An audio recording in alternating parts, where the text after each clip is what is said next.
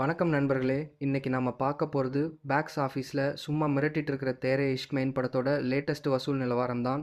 11வது நாளில் மட்டும் இந்தியாவில் 3.10 கோடி வசூல் பண்ணியிருக்கு. வேர்ல்ட் வைட் பார்த்தீங்கன்னா 4 கோடி வசூல் பண்ணியிருக்கு. 11வது நாளில் இது செஸ் நம்பர் தான் சொல்லணும். இப்போது டோட்டல் கலெக்ஷன் பார்ப்போம்.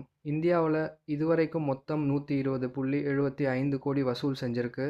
வேர்ல்டு வைட் பார்த்தா 141.38 கோடி வரைக்கும் போயிருக்கு. இந்த படத்தோட பட்ஜெட்னு பார்த்தா 85 கோடி. இதில் ஷேர் மட்டும் 74.6 கோடி கிடைத்திருக்கு. ரைட்ஸ் மூலமாக ஒரு 48 கோடி வந்திருக்கு. ஸோ மொத்தமாக ரெக்கவரி பார்த்திங்கன்னா 155.56%. அதாவது போட்ட காசை எடுத்து ஒரு பெரிய வெற்றி படமாக வந்திருக்கு.